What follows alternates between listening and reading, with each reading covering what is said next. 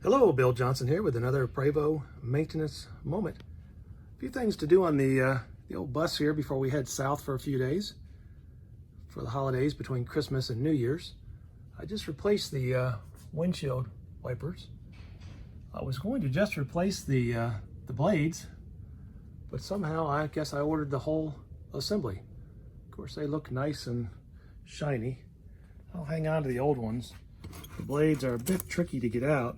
They have clips on both ends, but nonetheless they can be replaced, and those frames are still good, although they're not as painted as nicely as the new ones.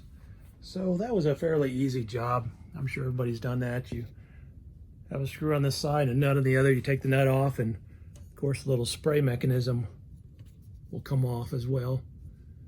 And then put the wiper back in there and put the screw and nut back on. It's a very easy job. Here's a picture of this side with the nut, and you can see the spray nozzles there are held on by the back side of that nut. So very easy job. So I'm ready. I think it's going to rain a little bit on the way, so I wanted to get those fixed. And I noticed that on these, you can see they were starting to crack. So I figured having nice windshield wipers was a good idea. The other maintenance I'm doing is on the bay doors. Some of my gas springs have gotten loose. They just don't hold up the weight. I guess I'd say they've gotten weak. And the other problem I have had is the little pieces here, the bumpers, are starting to break and come off. I'm sure that's something everyone's having troubles with, the coach of this vintage. So you can see here's one that's cracked, and you know, I can just break it right off there. So I'm going to replace those and replace the weak springs as well. I'll try to get those projects finished up before we head south to Panama City for a couple of 3 days down there. The part numbers, just to save people a little effort if you're needing to do the same thing, I'll show you the part numbers here. There's also some light bulbs I'm replacing, just small things today. Things that need to be done, but never seem to get done. Here are my lift struts. I'm going to finish up the driver's side of the coach. Eventually get all those replaced. Keep a couple of the best ones for spares. And here are the part numbers for all of this. The wiper blade assemblies, and these bulbs go in the engine bay. The rivets to hold these bumpers on are coming separate, but I found a better way than the rivets, and I'll show that to you. So there's the gas cylinders, and those bumpers here, I think they are. Yep. Yeah, those are the rubber bumpers. Okay, so I noticed that, you know, they have these bumpers riveted on. And I just drill those rivets off there and pull them out. And I did buy the rivets to rivet them back in, but quite honestly, instead of fooling around with a riveter, which wouldn't be hard, but the tip of the rivet gun has to fit down in there for it to really work well, and it would. I found that these number 6, of course I have a lot of hardware from working on airplanes, but these number 8 screws, 1/2 inch long, work really well. And then I will use one of these nuts. They're locking nuts. That's an aircraft part number, but you should be able to find them pretty easily online. And I just simply take one of the nuts and one of these screws and just screw it right on there. It will push down in. It'll push down in there just fine. I got to get the screwdriver to do that, but I'll show you when I get over there. That'll push down in, and it'll screw on the back. So I will go over there and do that. Here's one that is finished. I think the first one I showed you there was one I had just finished.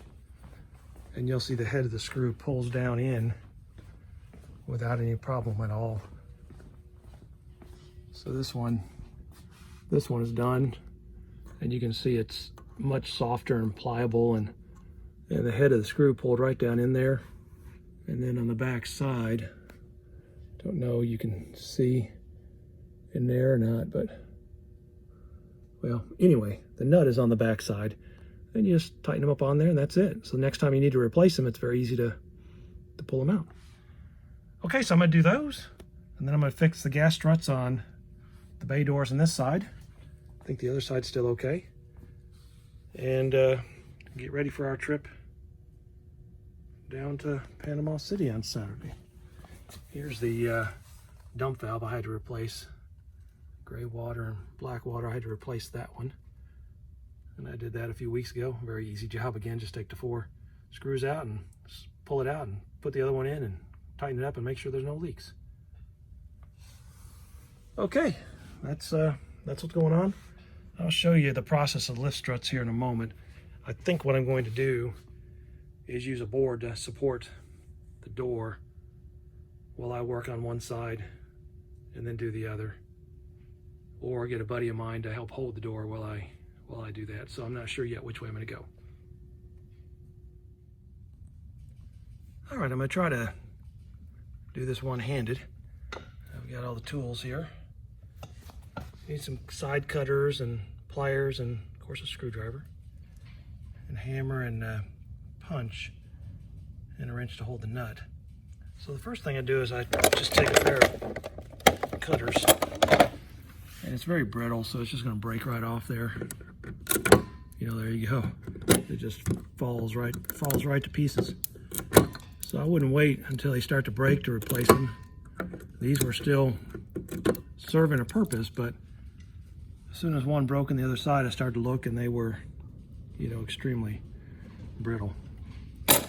Next thing I'm going to do, I'm going to drill the head of that rivet off, get the rest of that off of there, and then sometimes I have to push the rivet out the back side, or sometimes I can just take the pliers and pull it out the front.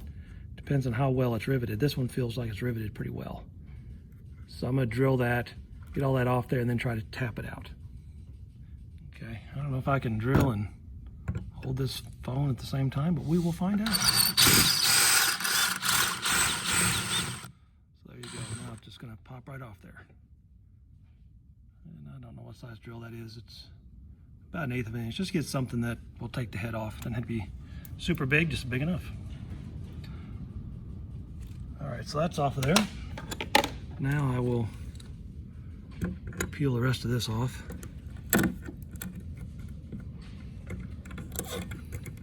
Working one-handed can be kind of tough. Okay, there you go. So now we're left with the shank of the rivet. Now you may be able to just tap that back through. In this case, I felt behind there and I could tell it was, you know, riveted pretty well. If it feels pretty flush back there, you might be able to take just a pair of diagonal cutters and pull it out the front. But be careful you don't bend that tab. I think with this one, I'm going to need to tap it out the back side. So just have a little punch and just center it up and gently punch it. Again, being careful not to bend that tab. And unfortunately, I can't do this one-handed, so I'm going to have to put the phone down. Yeah, you can see I have the rivet tapped out. Again, be careful, don't bend the tab, it will bend back. I have pushed the stainless screws through the bumpers. And of course, I have a small nut. So that simply just goes on there, and then you put the nut on the back side. And again, hard to do one-handed, but that's all there is to it, and tighten it up. All right, I finished up all the rubber bumpers for the handle, and they're nice and soft now using the screws and the nuts I'd shown you earlier. So pretty pleased with how that turned out. Much better, and I feel a whole lot better about that. The others were just cracking off. So anyway, that's done. Now the next thing I needed to do was replace some of the lift struts, primarily on the other side of the coach. But you can see well, this one's not as easy to see. Let me show you this one. Connect here, and Then you connect up there as well. And there's balls on both ball joints on both ends. So you have to take and pop that clip off, and it just comes right off that ball joint. Let me show you on a spare I have over here. These are very, very easy to do. I was really surprised actually how easy they were. So you can see there's a couple of recesses right there. If you just take a small screwdriver, you can pop that right up. And actually on the old ones, I just popped it right off there. And then that'll come off the ball joint. On the new ones, you don't need to do anything. You just need to leave the clip on and just push them on there. And they'll snap right on just as easy as can be. Just a very, very easy job. I was expecting it to be a lot harder. Now, the real difficulty is how do you hold the door up while you're doing this? Because they will try to fall down on you. You unhook one of those lift struts without having the door supported, and you're gonna have a headache. So I thought about putting a board to hold it up and then a buddy to hold it up, and got to looking. And I found that these doors actually have a locking clip. So I did not know that. You just push the door up a little bit and it locks. And once the door is locked in the up position, you can take these struts off without the worry of having a door fall on your head. Now the opposite side strut, I did have somebody just kind of support it, as the door will want to twist a little bit if you don't. But it makes it a whole lot safer and a whole lot easier to use these locking clips. So maybe I'm the only silly person out there that didn't realize there were locking clips, but I found them, and actually they're very useful too. If you do have some weak struts, you can use those to hold the door up until you get a chance to actually replace the lift struts. So anyway, that's the work on the lift struts.